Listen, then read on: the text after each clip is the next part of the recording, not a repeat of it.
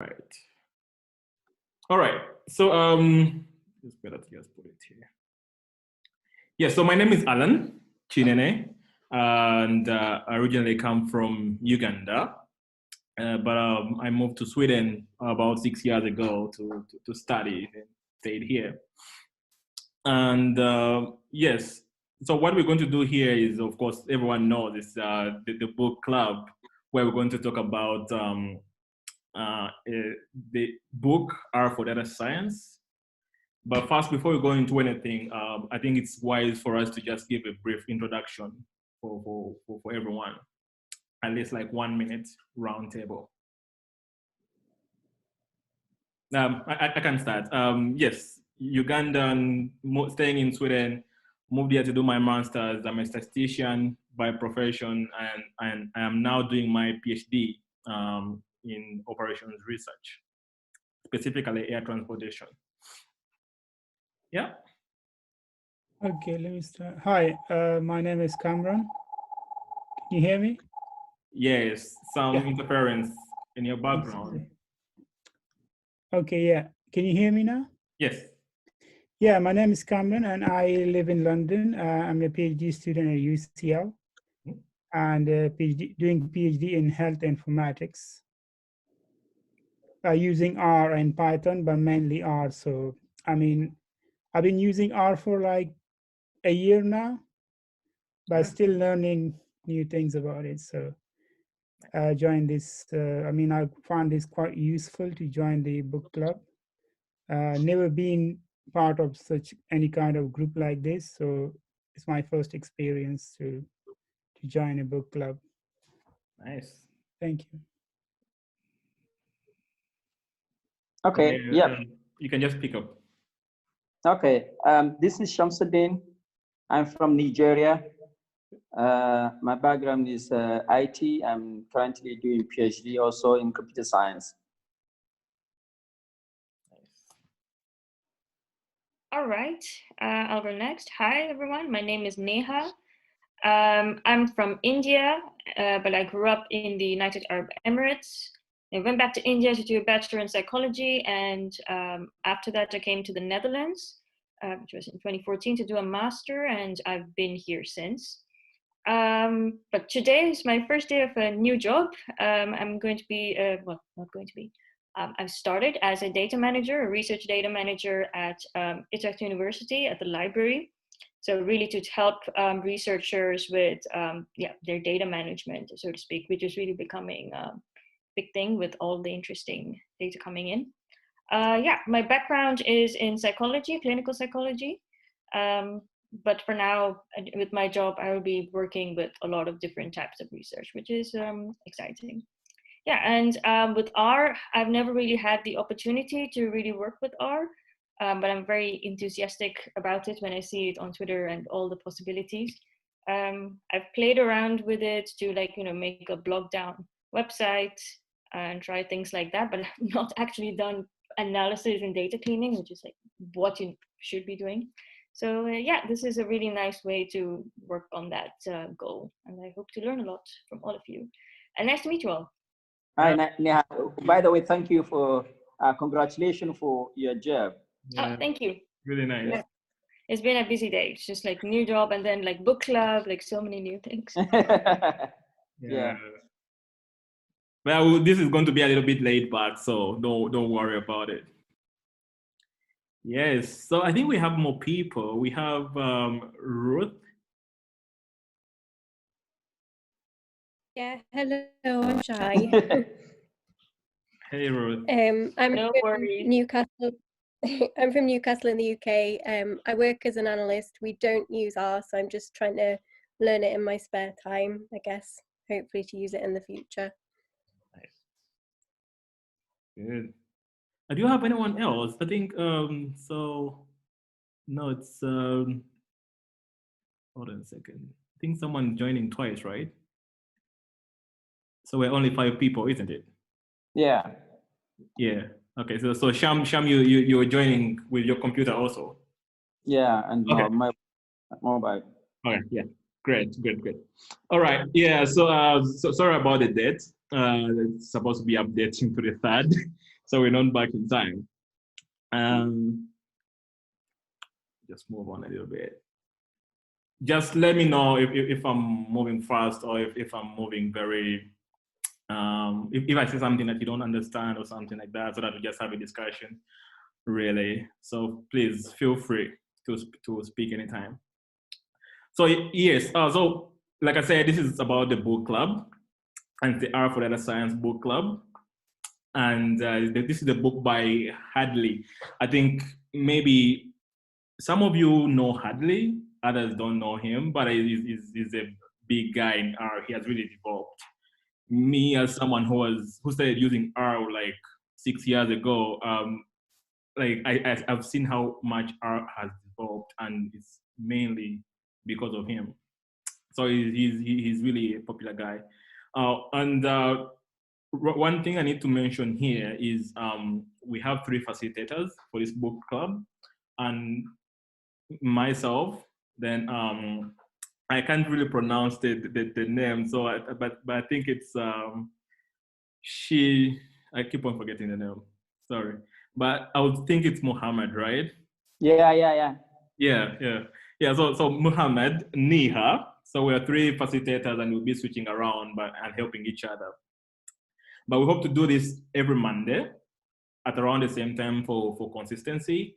I just put a poll in this meeting so that everyone can vote whether this is still okay to keep Monday, just for the democratic reasons. But I guess it should be fine. All right.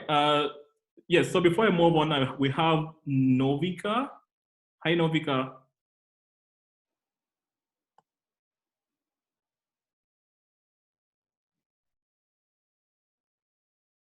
Oh, okay. I guess you can hear me, so I'll just move on. All right. So what I'm going to do here is more of like give a brief introduction or an outline. And the first thing we're going to start with is the introduction to the book, which is like chapter 1 and a little bit of chapter 2, which has really nothing. So, and I hope this takes at least, at most 20 minutes. Then we'll have a session for the questions or a discussion around everything. Whatever you want to say, we'll take it during that time. And we'll finalize by talking about the future meetings. And this will involve the meeting times, and which I think won't change, but most importantly, future chapter presenters amongst ourselves. All right, so the introduction to the book. So the first thing is, well, it's more of like a summary of what we plan to learn. And just to mention that I've noticed that from the introduction, some of us don't know R that much. So I'm not forgetting that. I'm keeping that at the back of my mind. So we'll have some session whereby we talk about how to install R and things like that, and we'll discuss it further as we move on. But anyway, so what we're going to learn here is more of like a combination of things, as you can see in this diagram. So we're going to talk about, the book has how to store data in R, because if you don't have data, then you can't do anything with it. So you consider different data files, data types. This could be text file, for example, CSV files on your computer. They could be databases whereby you're connecting to some sort of database from your company, or an API. And when you have the data, then you think about tidying the data.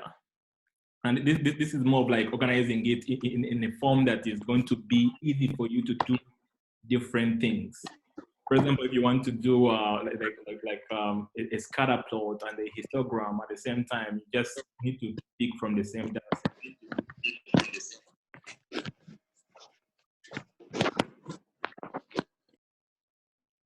Okay, so when we have, of course, when you've done that, the next thing is more of like the most interesting thing, also very, very lengthy, which is the transformation of the data, creating new variables, for example, or filtering and reducing the number of variables that you want to use.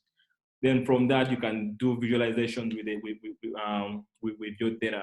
So visualization is more of like trying to understand the patterns in your data trying to come up with hypotheses or questions to answer in your data.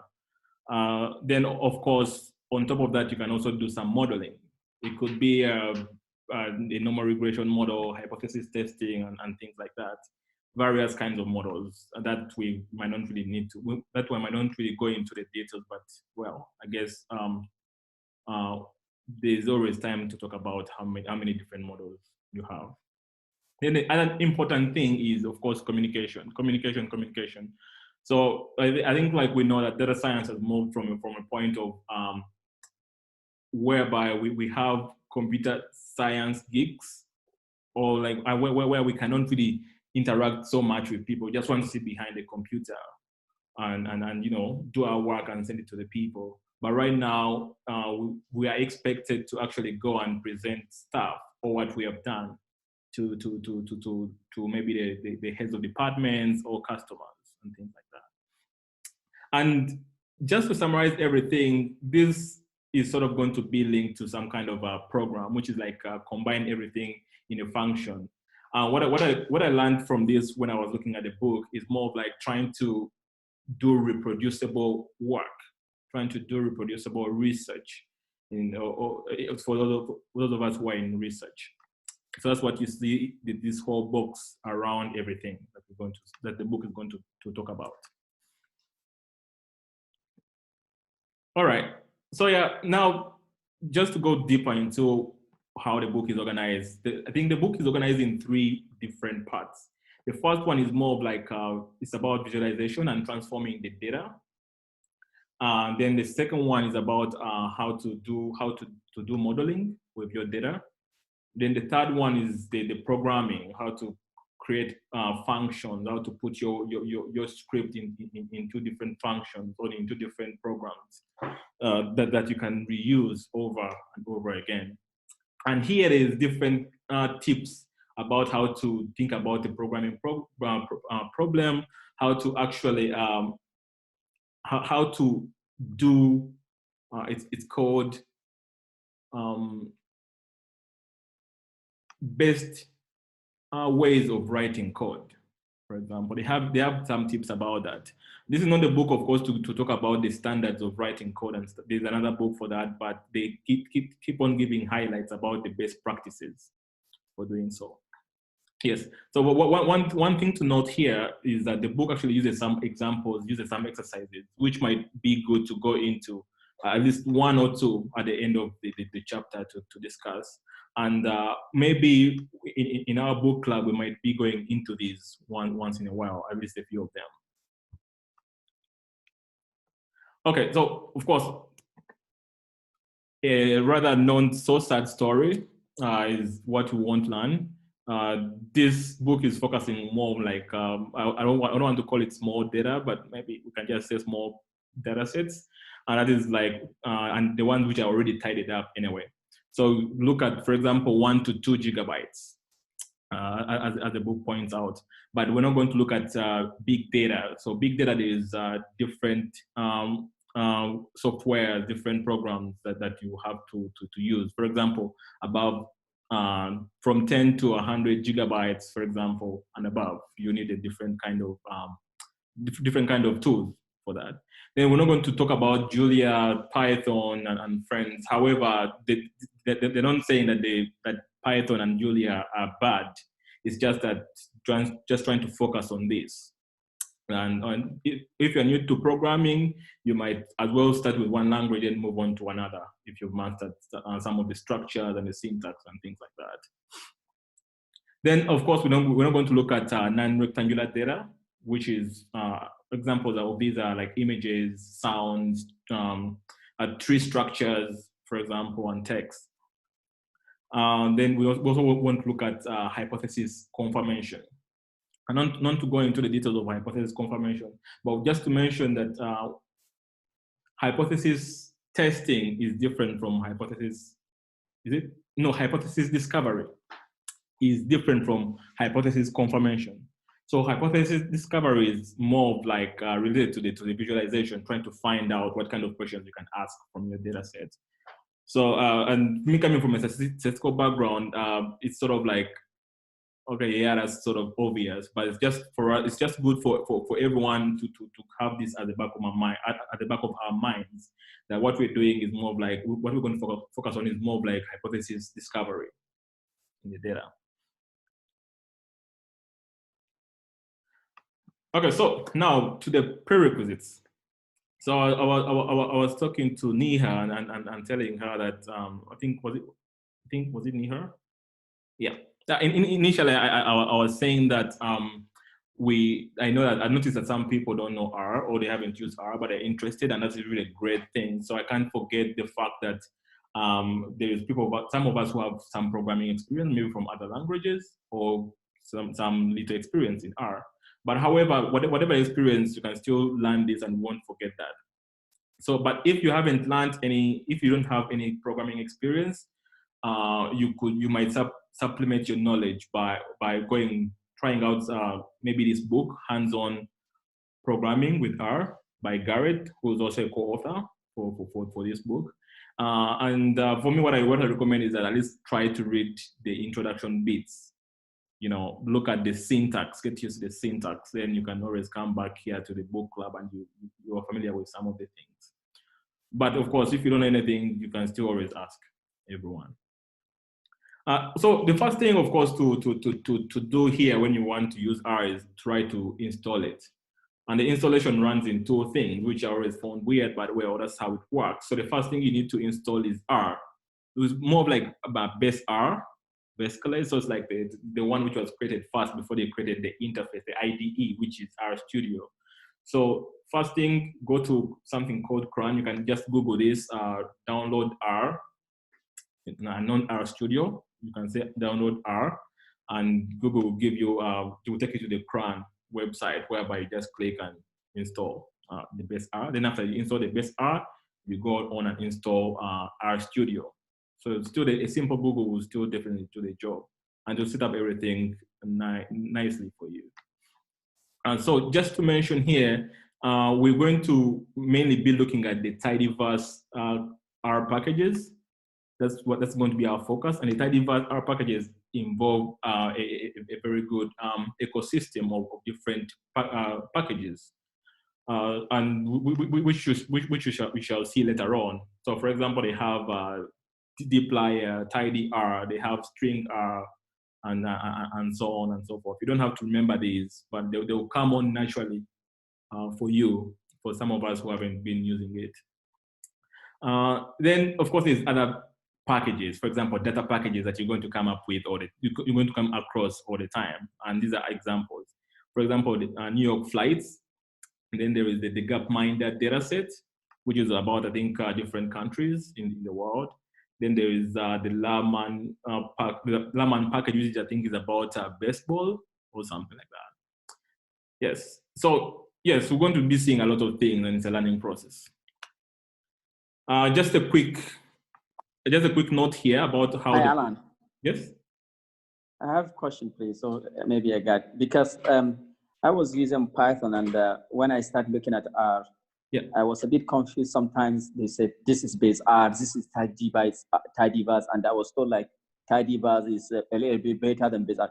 How can I not learn base R? How can I learn only tidyverse? Because when you put something in Google, it'll give you something, and when you try it and you ask for help, someone will say, "Oh, why didn't you try tidyverse version and use base R?"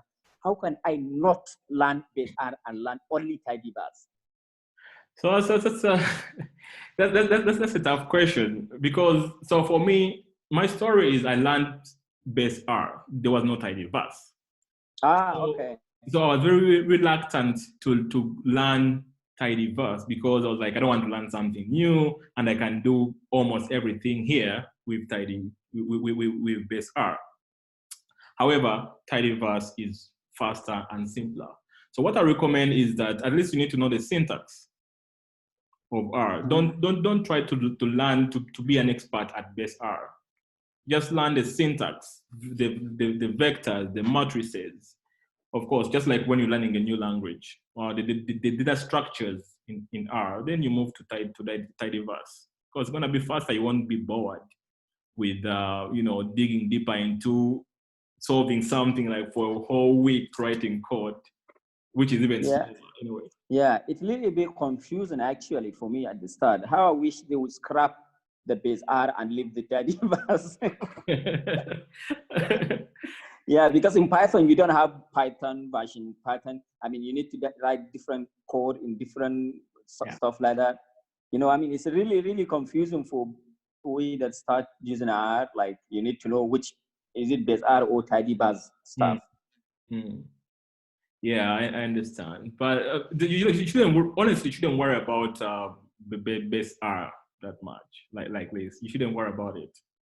Okay. Just think about it as, sorry? So No, go on. Okay, yeah, go on. I wanted to say something about the question he's asking. Yeah, please go on. Yeah, so you can't, base R is always going to be there.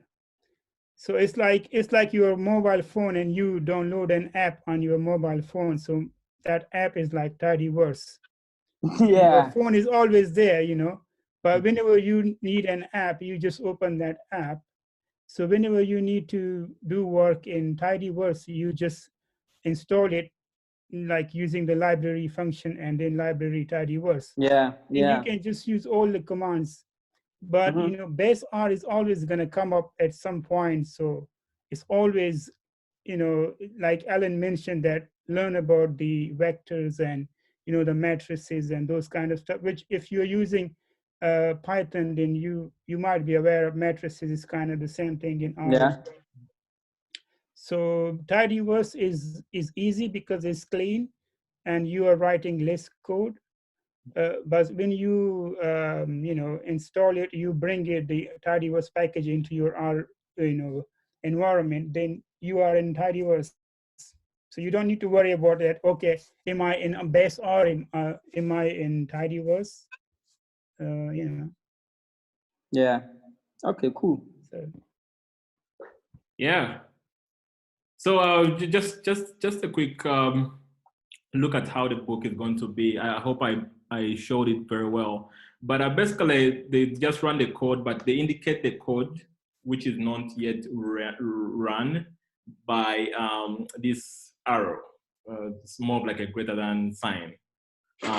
Then when you run the code, they show the result with an asterisk. An hash symbol. Sorry. So this will be like the code, but with a greater than sign. So the greater than sign in R is called a prompt. And maybe I can show this. Let me see. Let me just try to show this.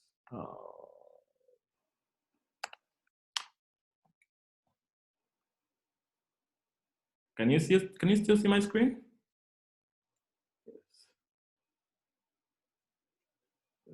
Okay, so just open up the script. Anyway, so basically this is like the RStudio interface. And what I'm talking about of running something is down here. If you could see, for example, 1 + 2. So what they show in the book, they show this whole line here with the greater than sign, right? And when you run that, they show you this, but they add they add a hash symbol before it. So they write it like something like this.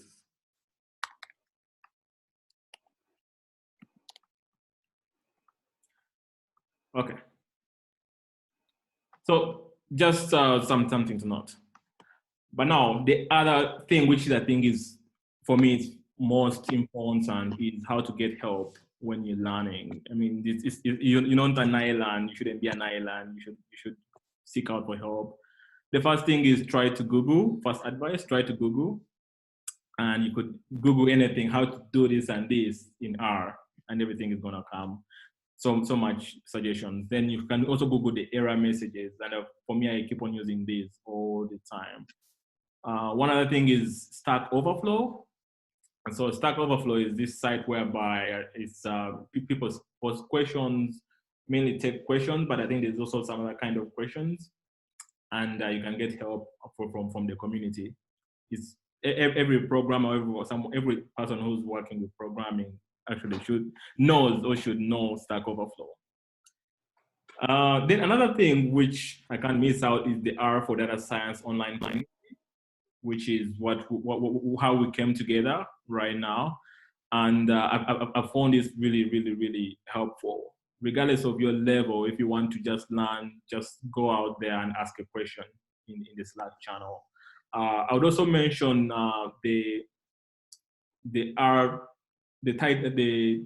what's it called? Tidy Tuesday, which is like something that we do on Twitter. So you just get a data set every week and try to do something with it. Normally it's a visualization with a data set. People do a lot of cool stuff. I have learned a lot of stuff from people's code.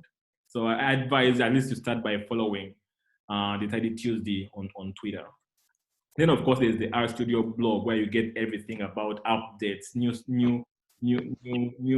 changes in the IDE, for example, and a lot of things. You can even get webinars explaining different things from the RStudio blog.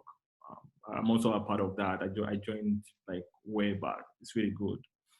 Then the other thing is one thing which has actually improved my R was I'm not saying I'm good at anything, or I've learned a lot of stuff from Twitter.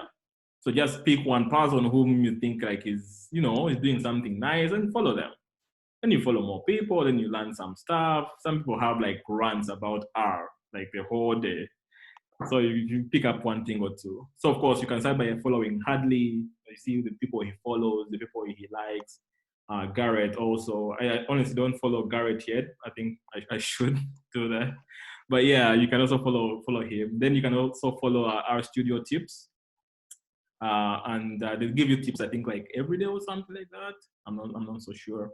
But then there's the hashtag #RStats. So the good thing about this hashtag is like anything related to R, you can just hashtag it. If you have a question about R, you can hashtag it and people just respond. It's really helpful. And then of course the R bloggers. So this is more of a collection of all blogs about R. And it's also pretty good. Most times when you Google something, they could take you to this blog, actually. All right. So I don't know if I should take this now, but it's more of like just a reminder that next week is going to be about chapter 3. I'll try to summarize chapter 1 and 2 right now. So next week is chapter 3. Then we'll have to decide, of course, who's going to present or how we should do it. So that's it for me. I don't know how long I took, but hopefully not that long. So done. Thanks, Alan. Yeah. So now questions, guys, and discussion. I'm done talking. I had a couple of questions, but also just along with Alan and Shamsuddin about how we're going to do this. So it kind of made sense that we just went through the first chapters because first chapters, let's set the stage. Yeah. But just to once again hear from everybody, has everyone been able to install R and kind of run some code? And was everything that was covered in chapters 1 and 2 already familiar to you or not? And I think what we're interested in is like if it's not the case, because then we can help you out or offer some tips. Or was everyone fine with it? If everyone's fine, then they can just give us a thumbs up or put it in the chat. Yeah, because I think most people here are fairly good with chapter 1 and 2. So that's nice. Yeah. Okay. Another thing that I also wanted to put in, and then we can kind of just was about hooking up GitHub with R. Has everyone kind of done that? Or is it something that you haven't done? Because I would be willing to give a quick tutorial on how that is done before we do the data viz or after the data viz. That's also good. So guys. Yeah, I have done that. Yeah, okay, cool. Shamsuddin, Ruth? What do you say? Please, can you come again? How to link GitHub with RStudio. Okay, I've done that. Okay, cool. So everyone's done it, so that's great. Okay. Ruth, I think Novisa, she's advanced R, so I think you're gonna be fine. What about Ruth? If you want to drop a message on, yeah, exactly. So you have like a Git tab. If you can show us RStudio. Me? Yeah, you can just show. Okay, yeah. Oh, yeah. Well, I mean, yeah, it looks like everyone has it. So, okay, then we can just continue. Yeah, actually, I don't know. I never use this, but yeah. Yeah. Okay, so they're very, very good points, Neha. Yeah. So, yeah. So, what do you guys want to do? Do you have any questions? Any more questions for now? Yeah. So also in the book club organizers session, they advise want to be familiar with the book Happy Git with R. So if you have anything or you want to learn with Git in combination in R, the book is really good. Happy Git with R. So it is recommended. So if anyone has looking for any help, he can check that book. Yeah. Yeah. I don't know what I'm looking at. Happy Git. You look Happy Git with R. Yeah, that was awkward. Yes. So. Yeah. Yeah, very, very funny book. Very nice book, actually. I used it a while ago. Yeah. I recommend it. Yeah. Also, yeah. I do recommend screencast for David Robinson for Tidy Tuesday. So every Tuesday he has a screencast live coding R. So someone can pick up a good way of coding and stuff like that. And that is interesting to see that as well. Yeah, where was I? Yeah. Alrighty. Right. So I think we have Noviza, right? So, she cannot talk. Maybe we can ask, had they started their session? Does she have any advice for our own session? Because I don't know, or they have not started or anything else. Sorry, can you say that again? Okay, I think, yeah.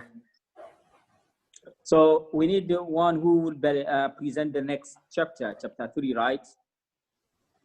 No. So first repeat for Novika. Okay. Hello? Yeah, he can hear you. Yeah, I said, who is gonna present the next chapter? Oh, okay, yeah. But before we go to that, Novika was listening to you, so he wanted you to repeat what you were saying before. It doesn't matter. Okay. Yeah, I can't listen. You said what? He wanted to know what you were saying about his other club, his other book club. Okay. I was saying, have they started their own book club? Do they have any, advice so that we can, adapt in our own book club? No, actually, tomorrow is the first okay. day for the advanced. So I'm actually here to see how you guys are doing it. So I can I can take that experience tomorrow. So, but yeah, you can join for the advanced R tomorrow as well if you want. It's gonna be at the same time, more or less. All right. Good luck with it. Yeah, nice. Thanks. Advanced R. Oh my god. Okay. So maybe just a couple of things to, yeah, exactly. So let's figure out some logistics. So exactly what Alan has on his slides, future meetings, meeting times, and who are going to be chapter presenters. I don't know how many of us, one thing to be just made clear, there's no commitment to the point where you have to show up. unless you're presenting, then we would kind of hope that you would show up. But yeah, you don't have to commit that you have to show up every time. If you can make it, you can make it. If not, you know, life gets in the way, and that's fine. But yeah, if you're going to present, that's a different thing. So yes, it's pretty flexible in terms of joining in. I think meeting times, is everyone who wants to stick with this okay with the meeting time, which is 7:30 European time? Yeah, I'm fine with it. Yeah, I'm good with it as well. Ruth? She's not there, I think. You can just Okay, drop a so- message in the chat. That's fine. Oh, huh? Oh, So, nice. you Cool. know, the next presentation.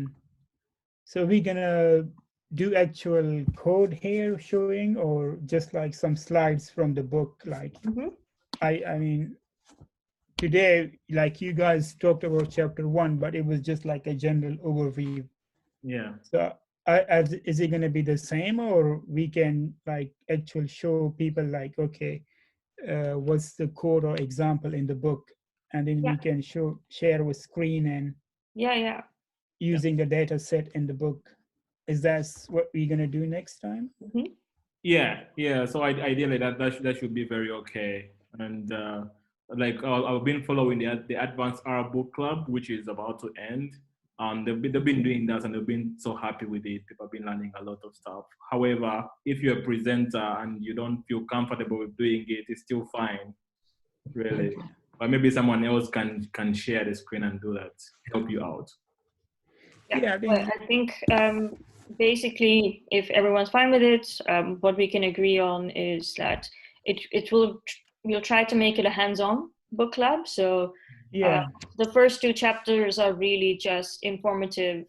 It's just descriptive. But for the next chapters, we try to have our studio open, hopefully, or someone can screen share, and then we kind of figure it out all together. Or we can also decide if you want to try something before and then see how it was in the meeting or something. Yeah. But basically, it'll be hands-on. That's so I think the Advanced Art Book Club, the first cohort, what they were doing, it was like they maybe dedicate like 20-15 minutes for just slide presentation, talking about the chapter, what the content of the chapter is. And after, then you go and run, have a hands-on demonstration of what the content of the chapter is. So I'm not sure whether we're going to have some kind of a combination of the two, where the first few minutes, like 20 minutes, just present the theoretical aspect and the notion behind the chapters, brush them up, and the lion's share of the minutes at the end, then we can do a kind of hands-on. So I'm not sure whether which one will be fine. But also, one of the suggestions made by someone in the Advanced Art Book Club was saying like people, if you ask them to come and do live coding, sometimes it will be like a kind of off-putting. They may not feel comfortable like doing live coding, and that they are comfortable to present. So in such case, if we have someone that can present only the chapters in slide, and they can collaborate with someone to do the live coding after, then that's fine. So I think it will be a kind of depends on someone who is going to present. I'm not sure which one is good. No, I mean for the future, or the other ones. So we're trying to decide for the next or the other meetings anyway. Okay. Can we just repeat very quickly what are the options? Like, one option is a person quickly going through the slides of the chapter, very quickly just giving an overview of the chapter, and then we get down to doing the code and then figuring it out. And what was the other option? Okay. So I said the first option was like present the chapter in slides, talking about the theoretical aspect, and I mean going down through the chapter as whole. And after, I mean, in the previous Advanced R book club, they took a data set and applied the concept on that chapter on that particular data set during the live screen coding. Okay. So yeah. But there is already like a data set in the recommended in the for our own, we exercises, have right? data So we set. can just follow through the exercises in the book. So I see like the first steps of data viz is like the MPG data frame. So we can just, you know, go with that. It's already in the R studio, the data set. So we don't need to download the data set, right? Yeah. So I think that is what might be, for me, I think that's what might be nice. Someone can quickly do an overview, very quickly with slides, do an overview. And then we can try and do the exercises. Yeah, we can try and do the exercises in the time that we have, and maybe we can like work in pairs or something, so we can like advise each other and then come back to or it's good. Very few people, we can just work as a group as well. So that's fine. So it's good to walk through the exercise as well. Yeah, exactly. Yeah, so we make sure that at the end of each week, I mean, even if not live, through Slack, we can solve all the questions in the particular chapter, because it does make sense just to go through the chapter without hands-on doing the stuff. It will really stick into the memory while practicing them, not only going through reading and stuff like that. So I really recommend that even if time doesn't permit for us to walk through all the exercise, we can actually do some question and parts through Slack, just trying to put the solution and do correction and stuff like that. Another thing to ask is to also kind of think about it, like to what extent do you all have time or are willing to put in time to do something before our book club session? So for example, try to do the exercise, read the chapter yourself a little bit and try to do the exercise before, and then come back and then we troubleshoot and then we kind of go through that together. Or would you like to keep it like lower commitment and then we just show up at the book club and then we try and do that then and there? And then maybe if we run out of time, then it's like, Monday is our session, and then you have like the whole week to try and finish the exercise on your own time if we don't finish it ourselves. And then we can like compare anything or discuss it on Slack if there are any issues or questions, and then next Monday we meet again. I would prefer the latter. I don't want to do too much outside of the book club also, because then my head will explode. I have too much going on. Yeah, I mean, we shouldn't be. It's good to be ambitious, not so over ambitious, so that we feel overwhelmed. Because sometimes, like for me personally, I don't determine my schedule. If my supervisor comes to me and he wants something, then I have to organize. But I think it's fine for us to just try and solve as many as possible without putting a strict rule like all of them. You know. Yeah. Okay. If you have questions, if you tried some exercise number and you want to discuss it further, we can still use Slack, I believe. Okay. Well, I'm going to call dibs on chapter 5, data transformation. It's mine now. Okay. I took data transformation. So Neha, chapter 5. All right. Yes. I don't understand ggplot. There's just too many little things. So someone else, please do it. No, I can do that if no one wants to take it. But I'll give a chance to someone to first think about it. It will be nice to see. So yes. So, but do we think 1 That's hour? Chapter 3, yeah. Sorry. Data transformation that's chapter 3, yeah. Yeah, data transformation is data transformation is chapter 5. Data visualization is chapter 3. Okay, well, the book I have It's maybe, I don't know if it's the recent version I got. It's changed, so. It did. Because I got this in like a hard copy, and it's Okay. chapter 3 is data transformation with deep layer. So I was looking at that. Oh, Okay. well, I have it online and the free version online. Yeah. Okay, that's fine. But we know the title of the chapter, so yeah. Yeah. So yeah, maybe of course you can also always check Okay, yeah, I see. the online version. It's okay. Yep. Data visualization is, I think it's chapter 4 here, but Really? yeah. And no, it's chapter 1 here actually in this book. It's the first chapter, data visualization. Okay. With ggplot. Okay. But yeah, that's fine. We know if we know the title, so. Mm. Yeah, but so maybe we could just take around if someone knows if they want to present chapter 3 or chapter 4. Chapter 3 is okay. There's data visualization. Yeah, I can do that. Okay. Yeah. 3. Chapter 4, anybody? 4 is It's what also numbers? okay if you don't fully understand the chapter yourself. You're kind of, it's like your, like how you teach your friends in school or university. Okay, cool. We have chapter 4, 3, 4, and 5 planned, and then we can think about the next chapters when we get to it. Oh, who has taken chapter 4?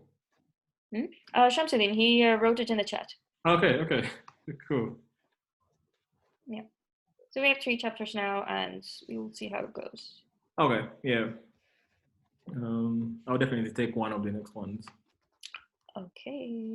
Right. So and okay, so we'll write this somewhere like on GitHub. We'll create a pull request. But yeah, pull request. Also, just a question: do we want to have a separate Slack something for us to talk, or is the usual Slack fine? I think I'd like a separate one where it's just us. Okay. I can look into that. I'm not sure. I don't know if it's the whole thing is paid for, right? Like we don't have to. Yeah. Okay. I'll try to make I won't make like a new channel, but I'll make like a direct message group between all of us. Okay. So Yeah, that's fine. a new channel is just like, there are so many actually well-organized channels in one today. Yeah, you have to talk to John for that. Yeah. Okay. So I'll make a Slack messaging thread between all of us. We have our chapter presenters. The time is fine. We're going to do it in a way that is someone does a quick overview of the slides, and then we go through the exercises as far as we can. And then if you don't finish, do it in the week, and then use the thread to ask questions or need for help. I was just summarizing everything. Yeah, nice, great. Yeah. So one thing about the time. I don't know how much time will be enough, but at least we could target just maybe 1 hour or 1.5 hours. I have no idea what you guys think. Yeah, 1 hour is fine. 1 hour should be fine. Yeah, just in and out. Yeah, and yeah, for me, I'm just like, if I don't finish the exercise, I'll just carry on with it the rest of the week and then get back. Yeah, nice. That sounds good. Right. So is there anything else? Does anyone else have something to add in the chat about something that they would like to have? Or we have a GitHub repo, so we can use that. But is there something else that you want? Like, I don't know, a Google Doc or slides or?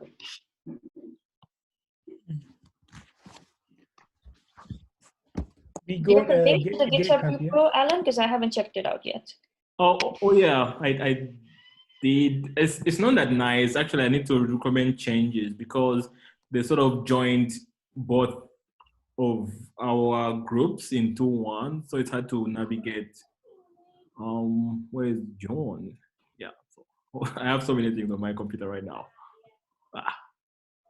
Okay, sorry. Yes, so this is the GitHub repository. I'll close that and this. Can you see? Yeah, so this is what it looks like, and the information is down here. For example, meeting schedules. We have group 1 and group 2, so we're of course in group 2. And this is what I don't understand, where we put the presenters. Like this is, we have 2 groups, so we need to be able to specify which group it is.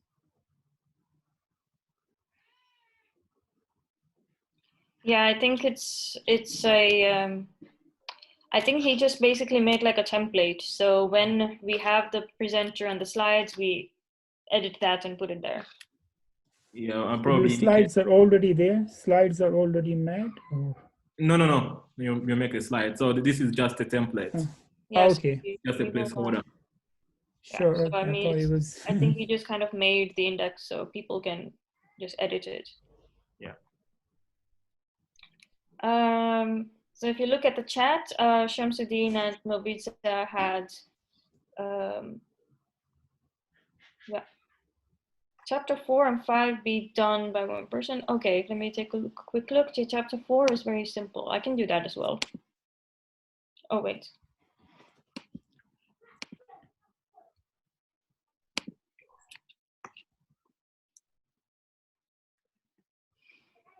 Mm, 6 and 7 workflow scripts. Yeah, I can do 4 and 5. So you mean do 4 and 5 in one meeting? Yeah, so the workflow basics is just like a very quick one pager. So I can just include that in the regular data transformation chapter. Okay. And then Shamsuddin says he can do 6 and 7. No, I have to go back here. And that's again like one workflow chapter and then EDA. EDA is okay, yeah. Yeah. EDA is quite okay, quite a lot. No problem. So who's doing EDA? We can also like just like the week before, as we like at the end of a meeting, we can take a quick look at the next chapter and we can decide like, oh, is this chapter very long and do we need to split it across 2 meetings? That can also be the case. Yeah, definitely. But maybe no need to like decide that now because like there's too much forward planning. But like at the end of the meeting, one meeting, we just go over like, oh, scroll real fast. It's like, oh, this one looks actually very long. Maybe we split it. This one looks fine. We'll stick to the original plan. Yeah, okay, that's a good point. Some chapters are really small.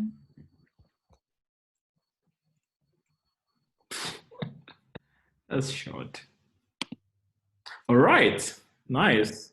So, but Neha, have you taken note of the possible presenters? Yes, I can do that very quickly. I'll put it in the chat. Oh, okay. Yeah. No, it's okay.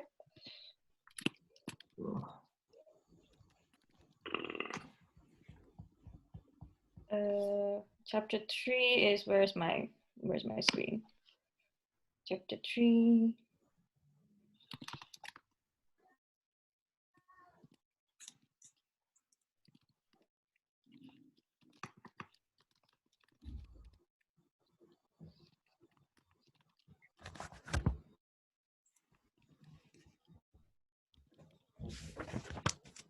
Okay, so we have up to chapter 7. I think we can just stop there for now and just see how it goes. And then after that, we can come back and be like, okay, what do we do about section 2?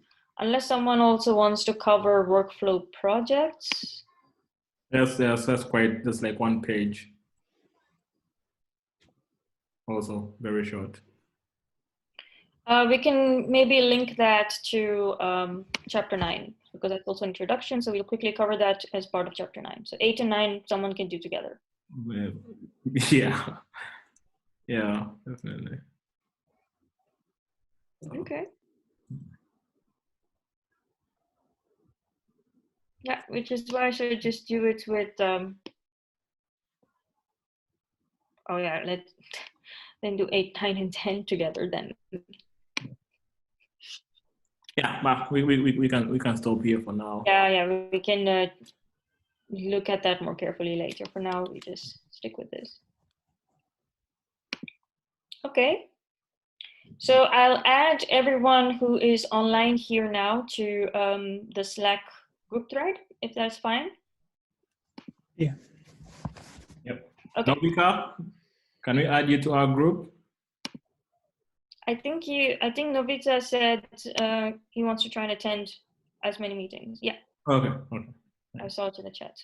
I'll keep an eye on the chat. Okay. Does anyone have any other questions, concerns, suggestions, ideas they want to share?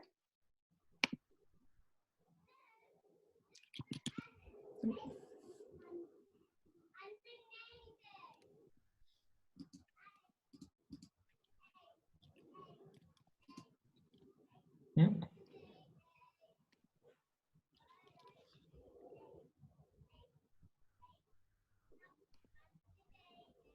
No? Okay. Alan, is everything like clear? Do we want to wrap up then?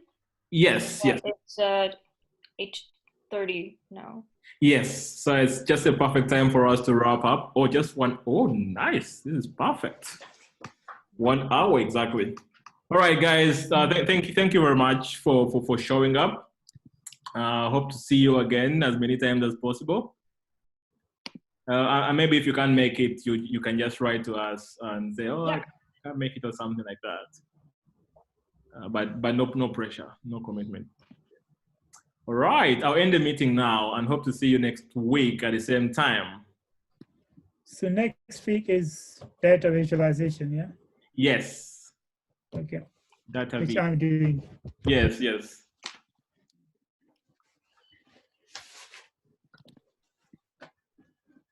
All right, guys. Bye.